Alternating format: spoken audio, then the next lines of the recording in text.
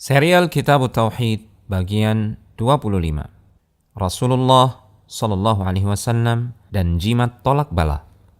Di antara perkara yang bertentangan dengan tauhid adalah mencari perlindungan dari mara bahaya kepada selain Allah atau mencari bantuan kepada selainnya untuk mengangkat mudarat yang menimpa.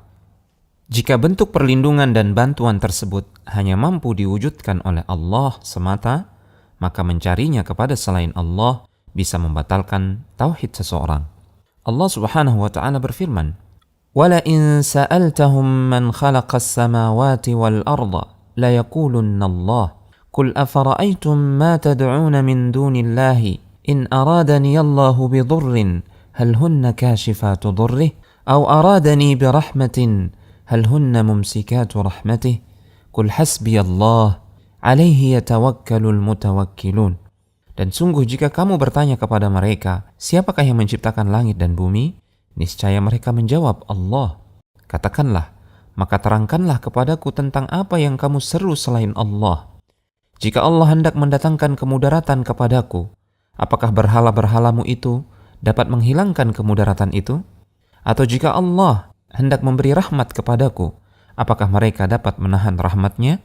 Katakanlah, cukuplah Allah bagiku, kepadanya lah bertawakal orang-orang yang berserah diri. Dalam ayat yang mulia ini, Allah memerintahkan kepada nabinya untuk mengingkari keyakinan kaum musyrikin dalam bentuk pertanyaan.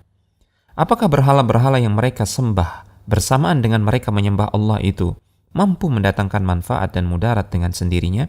Mau tidak mau, mereka akan mengakui bahwa berhala-berhala itu tidak mampu mendatangkan manfaat dan mudarat. Di satu sisi, mereka mengakui bahwa Allah lah pencipta langit dan bumi. Jika demikian, kenapa mereka justru mempersembahkan ibadah mereka kepada berhala-berhala itu? Mirip dengan hal di atas, perilaku orang-orang yang menggunakan jimat untuk menolak bala. Rasulullah SAW pernah melihat seorang laki-laki menggunakan gelang jimat. Rasul lantas bertanya kepadanya, "Apa ini?" "Ini adalah jimat pelindung dari penyakit yang menimpa tangan," jawab laki-laki tersebut. Rasulullah SAW kemudian bersabda, "Inzi'aha fa innaha la taziduka illa wahnan fa innaka law mitta wahiya 'alaika ma aflahta abada." Lepas dan campakkan jimat ini. Jimat tersebut tidak memberikanmu apa-apa selain bertambahnya kelemahan. Jika engkau mati sementara jimat ini masih ada pada dirimu, engkau tidak akan beruntung selama-lamanya. Hadits riwayat Ahmad disahihkan oleh Al-Hakim dan disepakati oleh Adz-Dzahabi rahimahumullahu taala. Dalam kesempatan yang lain, Rasulullah SAW bersabda, siapa saja yang menggantungkan tamimah, yaitu sejenis jimat untuk menangkal penyakit ain, maka sungguh dia telah berbuat syirik. Hadits riwayat Ahmad disahihkan oleh Al-Albani dalam As-Sahihah. Demikianlah sikap Rasulullah SAW ketika melihat penyimpangan dipraktekkan. Beliau langsung menegur dan menegakkan nahi mungkar. Terlebih jika itu menyangkut hak Allah yang terbesar, yaitu tauhid.